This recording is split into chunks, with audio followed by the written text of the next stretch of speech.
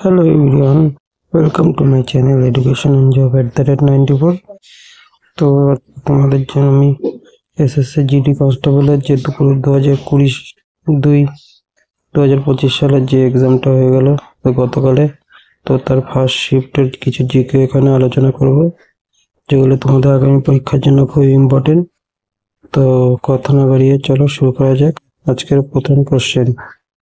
দেখো বন্ধুরা, এখান থেকে কিন্তু প্রত্যেক শিফটে কিছু না কিছু কোশ্চেন রিপিট হচ্ছে, তো তোমরা এগুলো ভালো করে দেখে যাও। তো দেখো 1 নম্বরে কি বলেছে, মোহিনীঅট্টম কোন রাজ্যের শাস্ত্রীয় নৃত্য? তো মোহিনীঅট্টম হচ্ছে দক্ষিণ ভারতের কেরালা রাজ্যের একটি শাস্ত্রীয় নৃত্য এবং এটি একটি ধ্রুপদী নৃত্যশৈলী।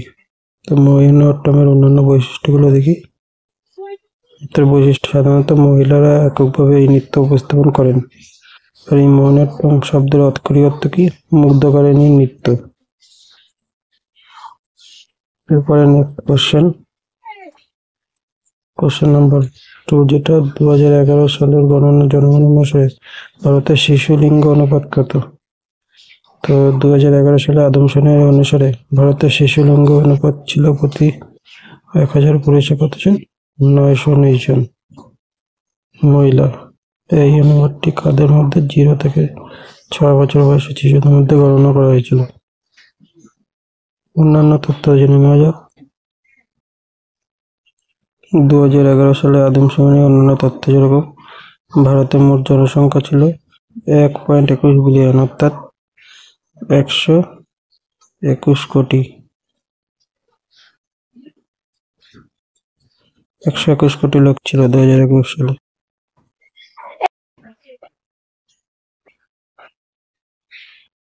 পুরুষ আর মহিলার অনুপাত ছিল প্রতি 1040 জন।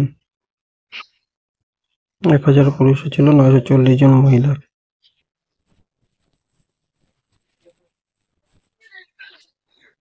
এরপরে যেটা রয়েছে দেখো, এরপরে নেক্সট কোশ্চেন, যে ভারতের ব্যাংকের আইএফএসসি কোড কত অঙ্কের হয়? এটা অঙ্ক না ডিজিট, কত অঙ্কের হয়? তো ভারতের আইএফএসসি কোড আমাদের 11 ডিজিটের হয়। তো এই 11 ডিজিটের মধ্যে প্রথম যে 4টি সংখ্যা সেটা ব্যাংক এবং শেষের 6টি সংখ্যা ব্যাংকের সাজাবে নয় এবং পঞ্চম সংখ্যাটি শূন্য থাকে।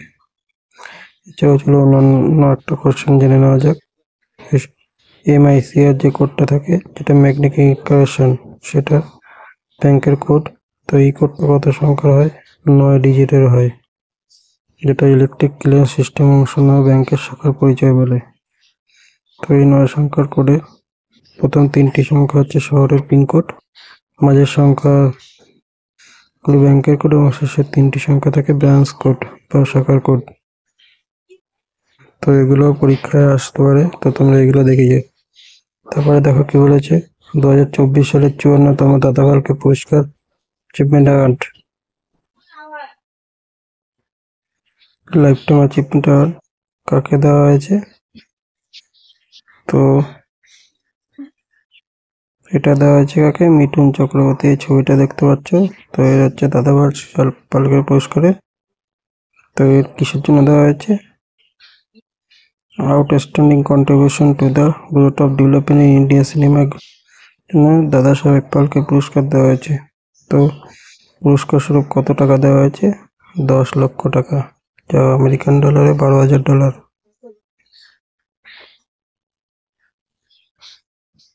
তারপর নেক্সট, এছাড়াও এর থেকে কিছু এক্সট্রা কোশ্চেন জেনে নেওয়া যাক। দাদা সাহেব ফালকে পুরস্কারে সেরা চলচ্চিত্র, এটা হয়েছে জওয়ান। সেরা চলচ্চিত্র সমালোচক দ্বাদশ ফেল, অর্থাৎ 12 ফেল। তারপরে সেরা অভিনেতা দেখো কাকে দেওয়া হয়েছে? শাহরুখ খানকে জওয়ান মুভির জন্য। সেরা অভিনেত্রী হচ্ছে করিনা কাপুর, জানে জানে মুভির জন্য। সেরা অভিনেত্রী রানী মুখার্জি, মিসেস চ্যাটার্জি বনাম নরওয়ে। সেরা পরিচালক অ্যাটলি, জওয়ান মুভির জন্য। সেরা পরিচালক সন্দীপ রেড্ডি, প্রাণী অর্থাৎ অ্যানিমেল, যে মুভিটা বেরিয়েছিল ওই মুভির জন্য দেওয়া হয়েছে। আর সেরা অভিনেতা সমালোচক ভিকি কৌশল, শ্যাম বাহাদুরের জন্য। তো এরকম ভাবে অনেকগুলো রয়েছে, তো এগুলো থেকে তোমাদের আসতে পারে। তখন নেতিবাচক অর্থাৎ ভিলেন চরিত্রের জন্য ববি দল, অ্যানিমাল এর জন্য দেওয়া হয়েছে।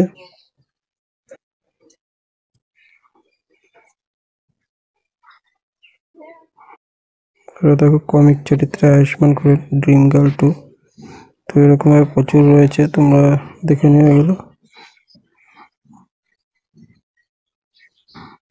আর একটা যেটা আছে ওয়েব সিরিজের সেরা অভিনেতা শাহিদ কাপুর ফার্জির জন্য।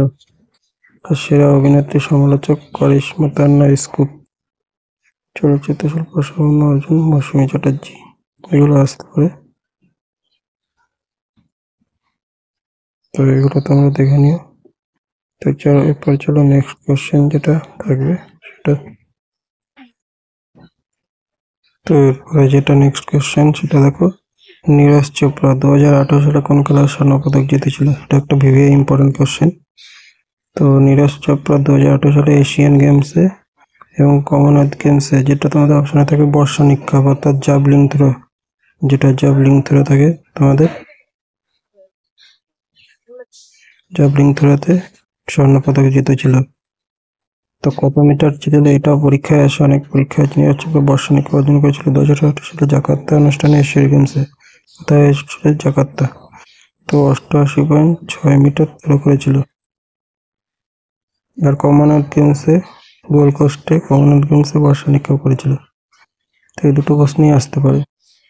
তারপরে দেখো যেটা আছে ভারতীয় সংবিধানের মৌলিক অধিকারের বর্ণনা কোন অনুচ্ছেদে বলা হয়েছে? তো এটা সঠিক আনসার হবে কি 12 থেকে 35 অনুচ্ছেদের মধ্যে বর্ণনা করা হয়েছে, এবং এটা কত পার্টে? পার্ট 3-তে বর্ণনা করা হয়েছে। তো দেখো এরপরে কি আছে, প্রধানমন্ত্রী নরেন্দ্র মোদী মুখ্য সচিব হিসেবে পুনরায় কাকে নিয়োগ করেছে? তো 11 জুন 2019 সালে মিশ্র অর্থাৎ নিপেন মিশ্রকে পুনরায় হিসাবে সেক্রেটারি হিসেবে নিয়োগ করা হয়েছে। 2019 সাল থেকে সে কার্যকর হয়েছে।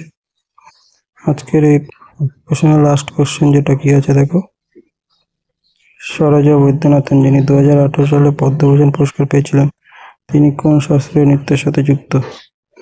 সরোজা বৈদ্যনাথন, যার জন্ম 19 সেপ্টেম্বর 1937। তো তিনি কি ছিলেন? একজন নৃত্য পরিচালক এবং গুরু যুগ ভারতনাট্যমবিদ। তো এটা কোন শাস্ত্রীয় নৃত্য? ভারতনাট্যমের সাথে যুক্ত। এবং তাকে 2002 সালে পদ্মশ্রী এবং 2013 সালে পদ্মভূষণে ভূষিত করা হয়েছিল। তো এই কটা প্রশ্ন ছিল আজকে কালেক্ট করতে পেরেছি। তো তোমাদের চ্যানেলটা ভালো লাগলে লাইক, সাবস্ক্রাইব, শেয়ার করে দিও। তো আজকের ভিডিওটা এই পর্যন্তই। তো নেক্সট ভিডিওর জন্য তোমার লাইক, সাবস্ক্রাইব, শেয়ার করে দিও। Thank you.